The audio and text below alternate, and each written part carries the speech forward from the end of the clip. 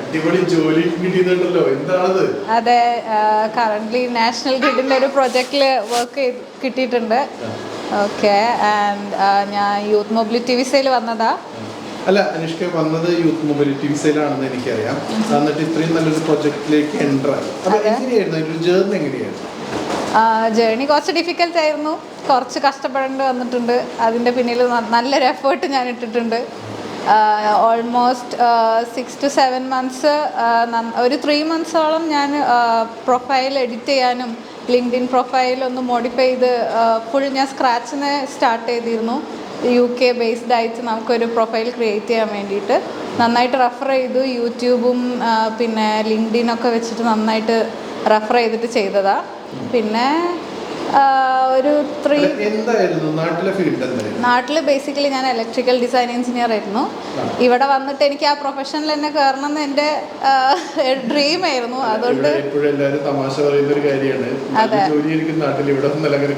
അതെ, ഒബ്വിയസ്ലി അനുഷ്കയുടെ കാര്യത്തിൽ നേരെ വിപരീതമാണ്. അതെ, ആഗ്രഹിച്ച ജോലിയിൽ തന്നെ എത്താൻ പറ്റി. അപ്പൊ എങ്ങനെയാണ് അതിലേക്ക് എത്തിയത്? എങ്ങനെയാണ് ഇപ്പോൾ ഈ ഫീൽഡിലാണെങ്കിലും അതിൽ എത്താനുള്ള എങ്ങനെയാണ് അതിലേക്ക് എത്തിയത്?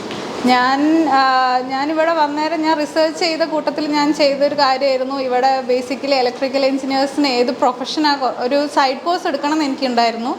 കാരണം എൻ്റെ ഈ ഒരു ക്വാളിഫിക്കേഷൻസ് മാത്രം വെച്ചിട്ട് എനിക്കിവിടെ ജോബ് കിട്ടില്ല എന്ന് ഞാൻ സെർച്ച് ചെയ്തുകൊണ്ടിരുന്നപ്പോൾ എനിക്ക് തോന്നി. അങ്ങനെ ഞാൻ സെർച്ച് ചെയ്തപ്പോഴാണ് ഈ PLC, സ്കാഡ അങ്ങനത്തെ PLC പ്രോഗ്രാമിങ്ങിനൊക്കെ ഇവിടെ UK നല്ല മാർക്കറ്റാണെന്ന് മനസ്സിലാവുന്നത്. അങ്ങനെ ഞാനൊരു ചെറിയ ഷോർട്ട് ടേം കോഴ്സ് നോക്കിയ സമയത്താണ് വോട്ടൻസ് എന്ന് പറയുന്ന ലിങ്ക്ഡിൻ പ്രൊഫൈലും ആ പേജൊക്കെ ഞാൻ കാണുന്നത്. അങ്ങനെ ഞാൻ കണക്ട് ചെയ്ത് വെച്ചു. പിന്നെ ഒരു 3 months കഴിഞ്ഞാൽ എനിക്കൊരു ഫസ്റ്റ് പാർട്ട് ടൈം ജോബ് കിട്ടി. അതിൽ കയറിയതിന് ശേഷം ഞാൻ ഈ കോഴ്സിന് ഞാൻ ജോയിൻ ചെയ്തു. അങ്ങനെ എനിക്ക് ചെറിയൊരു അസിസ്റ്റൻസ് തന്നായിരുന്നു, എങ്ങനെ റെസ്യൂം ഒന്ന് മോഡിഫൈ ചെയ്ത് ഈ PLC വെച്ചിട്ട് നമുക്കൊന്ന് മോഡിഫൈ ചെയ്യാന്നുള്ളത്. പക്ഷേ ഇതൊരു 5 days ക്ലാസ് ആയിരുന്നു. ഞാൻ ആ 5 days സ്റ്റാർട്ടിങ് ഒരു മോർണിംഗ് 9 AM തുടങ്ങി കഴിഞ്ഞ് കഴിഞ്ഞാൽ ഒരു 5 o'clock വരെ ക്ലാസ് ഉണ്ടായിരുന്നു.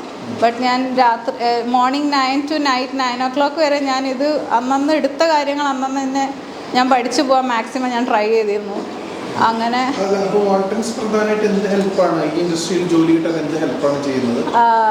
മെയിൻലി അവർ എൻ്റെ റെസ്യൂം ഒന്ന് വെരിഫൈ ചെയ്തു.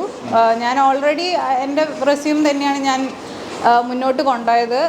കാരണം അവരെൻ്റെ റെസ്യൂം നോക്കിയപ്പം അവർ പറഞ്ഞു അതെ, ആക്ച്വലി എൻ്റെ റെസ്യൂം ഓൾറെഡി നല്ല ഫിറ്റ് ആയിരുന്നു ഇവിടുത്തെ ATS സ്കോറുമായിട്ട്. അപ്പോൾ അവരത് നോക്കിയപ്പോൾ എൻ്റെ പ്രൊഫൈൽ ലൈക്ക് എൻ്റെ റെസ്യൂം തന്നെ കണ്ടിന്യൂ ചെയ്തോളാൻ പറഞ്ഞു. പിന്നെ അവർ ചെറുതായിട്ടൊന്ന് അതൊന്ന് വാല്യുവേറ്റ് ചെയ്തു, ഓക്കെ ആണോ അല്ലേ എന്നുള്ള.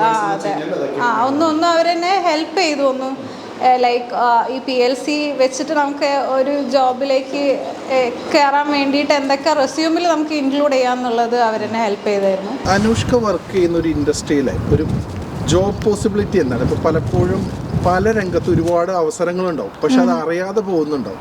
അപ്പോൾ ഇതിൻ്റെ ഒരു പോസിബിലിറ്റി എന്താണ്? ഞാനൊരു ഇലക്ട്രിക്കൽ ഡിസൈൻ എഞ്ചിനീയർ ആയിട്ടാണ് നാട്ടിൽ ജോലി ചെയ്തത്. അപ്പോൾ ഇവിടെ വന്നപ്പോഴും അത് ഞാൻ ലിങ്ക്ഡിനിൽ നന്നായിട്ട് സെർച്ച് ചെയ്തപ്പോൾ നല്ല പോസിബിലിറ്റി എനിക്ക് ഇവിടെ കാണാൻ പറ്റിയ ഒരു 100+ ന്യൂ ഓപ്പർച്യൂണിറ്റീസ് ഡെയിലി നമുക്ക് ലിങ്ക്ഡിനിൽ അപ്ഡേറ്റ് ആവുന്നുണ്ടായിരുന്നു. അപ്പം അപ്ലിക്കേഷൻസ് സെൻഡ് ചെയ്യാനാണേലും ഞാൻ മെയിൻലി യൂസ് ചെയ്തിരുന്ന ലിങ്ക്ഡിൻ CV ലൈബ്രറി പോലത്തെ പ്ലാറ്റ്ഫോംസാണ്. അതിലൊക്കെ കുറേ ഓപ്പർച്യൂണിറ്റീസ് ഞാൻ കണ്ടിരുന്നു. ഇത് ഞാൻ ഡെയിലി ഒരു 100 അപ്ലിക്കേഷൻസ് വെച്ച് ഞാൻ അയക്കുമായിരുന്നു. അപ്പോൾ 100 എനിക്ക് പുതിയ അപ്ലിക്കേഷൻസ് ഡെയിലി കാണാൻ പറ്റും. അത്രയും പോസിബിലിറ്റീസ് ഒരു ഇലക്ട്രിക്കൽ ഡിസൈൻ എഞ്ചിനീയറിംഗ് ഫീൽഡിന് ഇവിടെ ഉണ്ട്. പക്ഷേ അത് പെർട്ടിക്കുലർലി ചിലപ്പം ഒരു എന്താ പറയുക, അതെ, നമുക്ക് കണ്ടെത്താനാണ് കുറച്ചൊരു ഡിഫിക്കൽറ്റി ആയിട്ട് തോന്നുന്നത്. പക്ഷേ അത് നമ്മളൊന്ന് നന്നായിട്ട് എക്സാമിൻ ചെയ്ത് കഴിഞ്ഞ് കഴിഞ്ഞാൽ നമ്മളിപ്പോൾ പ്രൊഫൈൽ ഒരു ജോബ് പോസ്റ്റ് എടുത്ത് വെച്ച് വായിക്കുകയാണെങ്കിൽ നമുക്ക് മനസ്സിലാവും നമുക്ക് എന്തൊക്കെ മോഡിഫിക്കേഷൻസ് വേണം നമുക്ക് ലൈക്ക് നമ്മുടെ റെസ്യൂമിൽ അപ്ഡേറ്റ് ചെയ്തിട്ട് നമുക്ക് ചെയ്യാൻ പറ്റും എന്നുള്ളത്.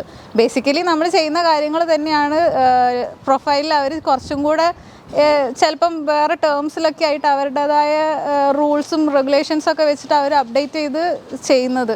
പക്ഷേ ഇവിടുത്തെ എന്തെങ്കിലും ഒരു എക്സ്പീരിയൻസും കൂടി ഉണ്ടെങ്കിൽ കുറച്ചും കൂടി ബെറ്റർ ആയിരിക്കും. അതെ, നമുക്ക് ഇവിടെ എന്തെങ്കിലും ഒരു ചെറിയ എക്സ്പീരിയൻസ് ഉണ്ടെങ്കിൽ വളരെ നല്ലതായിരിക്കും അവർ ചോദിക്കും.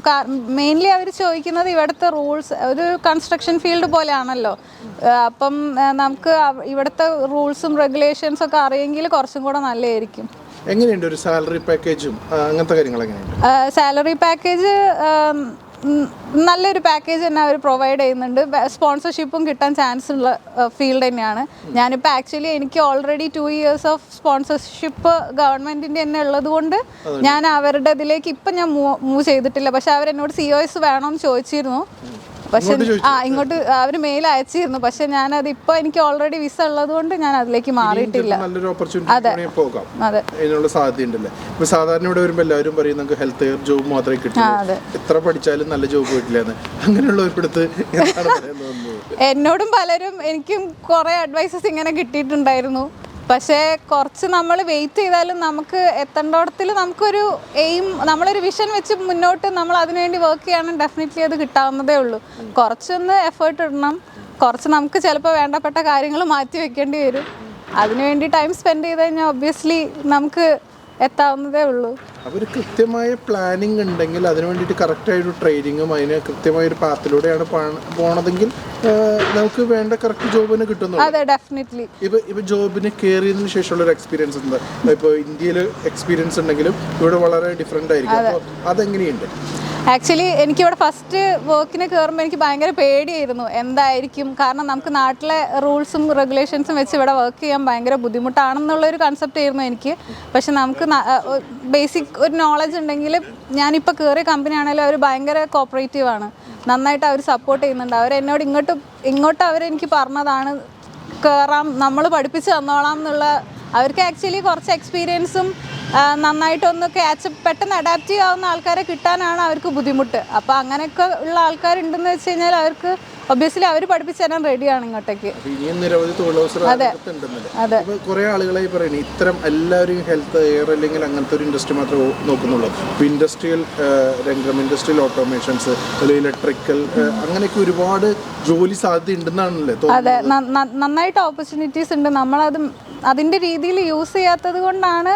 പിന്നെ ഞാൻ എനിക്കറിയാം, പേഴ്സണലി അറിയാം ആൾക്കാരെ, ചിലപ്പോൾ അവർ പാർട്ട് ടൈം ജോബിനൊക്കെ പോയി അത് കഴിഞ്ഞ് ക്ഷീണിച്ച് വന്നു കഴിഞ്ഞാൽ അവർക്ക് പിന്നെ വേറെ അവരുടെ സ്വന്തം പ്രൊഫൈൽ സ്വന്തം ജോബിന് വേണ്ടിയിട്ട് അപ്ലൈ ചെയ്യാനുള്ള ഒരു ടൈമൊന്നും അവർ മാറ്റി വെക്കുന്നില്ല. പക്ഷെ ഞാൻ പാർട്ട് ടൈമിന് പോയി വന്നാലും ബാക്കി കിട്ടുന്ന സമയത്ത് ഞാൻ അപ്ലൈ ചെയ്തുകൊണ്ടേ ഇരുന്നിരുന്നു. എനിക്ക് എങ്ങനെയെങ്കിലും അത് കിട്ടണം എന്നായിരുന്നു ആഗ്രഹം. അപ്പോൾ അതിനുവേണ്ടി ഞാൻ മാക്സിമം എഫേർട്ട് ഇട്ടിട്ടുണ്ടായിരുന്നു. അപ്പോൾ സ്വന്തം കഠിനമായ പ്രയത്നവും വാൾട്ടൻസ് പോലെയുള്ള ഇതിൻ്റെ ഒരു സപ്പോർട്ട് എല്ലാം കൂടി ഇപ്പോൾ ആഗ്രഹിച്ച ജോലിയിലെത്തി. അതെ, അപ്പോൾ അടിപൊളിയായിട്ട് പോട്ടെ, ഇനിയും ഉയരങ്ങളിലെത്തട്ടെ. എന്തായാലും ഒരു പ്രചോദനമാണ് മറ്റുള്ളവർക്ക്. Thank you. ജോലിയിൽ തന്നെ എത്തിയില്ലേ? അതെ, താങ്ക് യു.